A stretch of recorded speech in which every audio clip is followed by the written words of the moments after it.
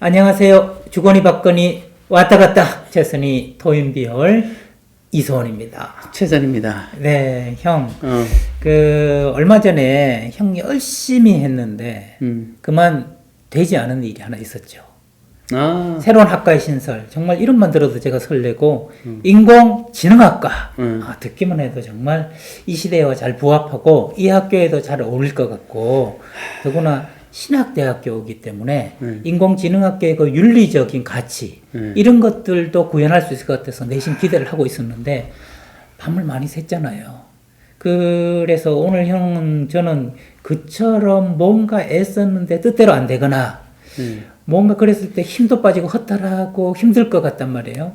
그럴 때 기도로 벗어나시는지 아니면은 그 일에 대해서 가만히 생각해 보는 걸로 하는지 아니면 어디 여행을 떠나시는지 뭐 형은 힘든 일이 있을 때 어떻게 그 힘든 일을 좀 벗어나고 그 힘든 일에서 좀 자유로워지는지 그게 궁금하네요.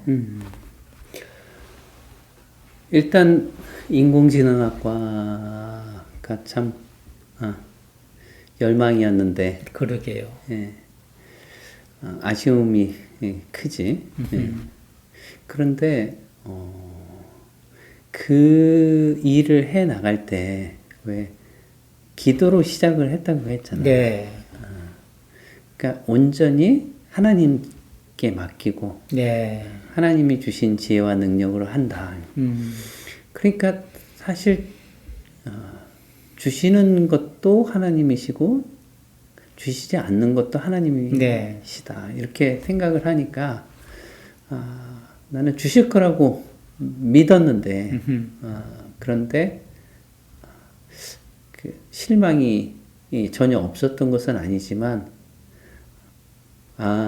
하나님께서 지금은 아직 때가 아니고 지금 해야 되는 그런 일들에 좀 더 집중하고 이것을 좀 더 제대로 잘 준비해서 하라라고 하는 그런 뜻으로 이해를 하고 넘겼죠. 네. 근데 최근에 이제 어떤 과업 같은 것들을 하는데 심적으로 어렵고 힘든 거는 쫓기는 거.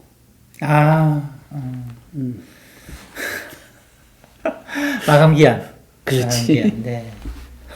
많은 분들이 그렇겠는데 그런데 참 내 스스로 많이 곱씹어 보는데 예전에는 별로 그렇게 쫓긴다. 그래서 그 심리적으로 어렵다 이런 것들을 별로 못 느꼈었던 것 같은데 최근 들어서 오히려 더 많이 느껴. 그래서 내가 내가 역량이 후퇴되고 있나 이런 생각도 하게 되고. 형 거기에 대해서 제가 한 말씀만 좀 드리자면 옛날에 괜찮았다는 게 문제였던 것 같아요. 사실 쫓겨서 괜찮은 사람은 없는데 옛날에는 젊음인가 에너지인가 뭐 이런 것들 소명의식 같은 걸로 그것들을 눌러와서 그것이 계속 누적돼서 쌓이다가 이제 누를 만큼의 에너지나 힘이 없고 형도 나이가 들잖아요. 그러다 보니까 이제는 역류하는 게 아닐까 그런 생각도 해보네요. 그럴 수도 있을 것 같아요. 네. 나는 그냥 내가 스스로 한번 내가 그 생각하고 그냥 스스로 위로를 이제 하는 거 합리화를 하는 거는 이전에 내가 생각했던 완성도라고 하는 거하고 지금 생각하는 완성도의 수준이 그래도 좀 달라지지 않았나. 네. 그럴 수 있겠네요. 사실 완성도를 높인다고 생각을 하는데 뭐 생각해 보면 딱히 이전보다 지금이 완성도가 높다, 뭐 깊이가 더 있다 이런 거는 아닌 것 같은데 그거를 추구하다 보니까 자꾸 심리적으로 더 쫓기게 되는 것 같아요. 그냥 쉽게 말하면 빨리 대충 하면 남이 죽잖아요. 빨리 제대로 하면 내가 죽습니다. 그래, 맞아. 그런 것 같아. 그거인 것 같아요. 기한 내에 빨리 하면서도 완성도 높게 제대로 하려니까 점점 더 초연해지고 담담해져야 될 텐데 더 힘들고 버겁게 느껴지는 거. 참. 야, 이게 참 인생은 해석이다라는 생각이 드는 게 형이 인공지능학과에 있어서도 주님의 깊은 뜻은 내 주어진 일에 몰입하면서 몰두하면서 좀 더 때를 기다려라 이렇게 깊은 뜻을 해석하시니까 그렇죠? 그 다음에 내가 지금 이렇게 쫓기는 것에 더 힘든 이유는 완성도를 높이려는 나의 마음 때문에 그렇다 하는 것을 해석하게 되니까 힘든 것들이 어떻게 도피하는 것이 아니라 그 속으로 깊이 들어가서 깊은 의미를 내가 부여하고 재해석하는 데서 내가 덜 힘들게 되는 그런 과정이신 것 같네요. 내가 어떤 일이 잘 안 되고 그랬을 때 그것에 대해서 어떻게 대처하는가라고 하는 것은 정말 내 신앙이 중요했던 것 같아요. 네. 예전에는 막 일이 안 되면 어떡하지 그냥 어쩔 줄 모르고 그랬었는데 근데 이제 왜 신앙을 가진 사람들은 항상 하늘의 뜻이다 이렇게 이제 생각하게 되잖아. 나도 어느 때 그런 생각을 문득 하게 됐어. 하나님이 이런 상황을 나를 골리려고 경험하게 하시겠는가. 그리고 이런 상황 속에서 하나님은 내가 어떻게 하기를 바라시고 계실까. 네. 분명히 항상 나를 좋은 쪽으로 인도하시기를 원할 텐데 그러면 내가 경험하는 것도 다 나의 성장의 자원으로 기회로 이렇게 생각하도록 원하시는 것은 생각하게 원하시는 것은 아닐까? 이런 생각이 들면서 그래 그 다음부터는 어떡하지가 아니라 항상 무슨 일이 발생되면 해결 모드로 먼저 들어가. 해결 모드로 들어가서 그래 내가 이거를 잘 해결해 나가면 그러면 또 하나의 성공 경험을 만드는 거고 또 나는 성장해 갈 테니까 그래 이거를 기회로 해서 성장의 발판으로 삼자. 이렇게 해서 이제 그러면 어떤 것부터 해야 될까? 이렇게 바로 해결 모드로 들어가게 됐거든.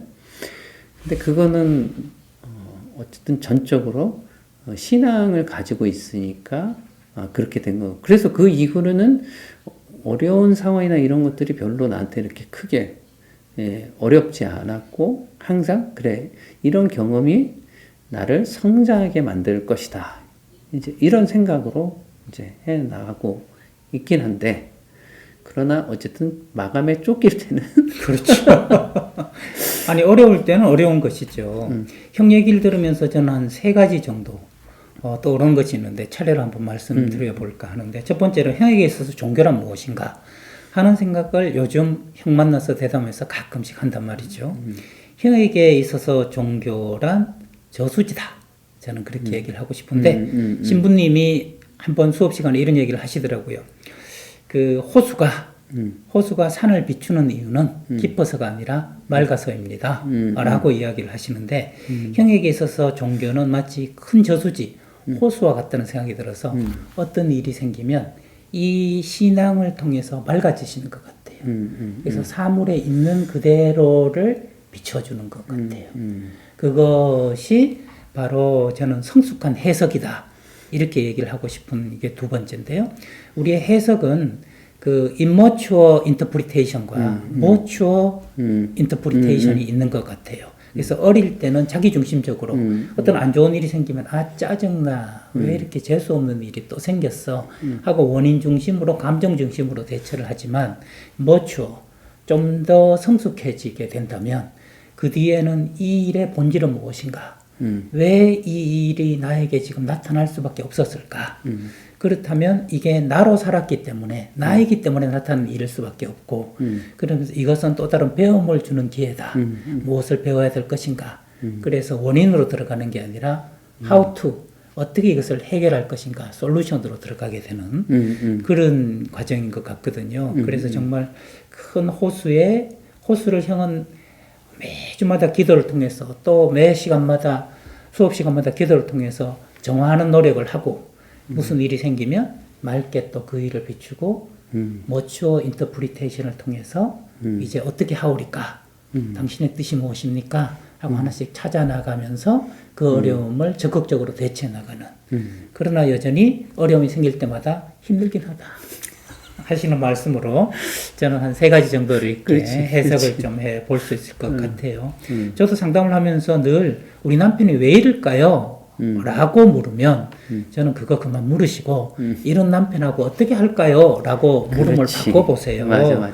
라고 얘기를 했는데 역시 상담을 하거나 아니면 학문을 하거나 우리가 도달하는 그런 것은 비슷하게 되는 것 같아요.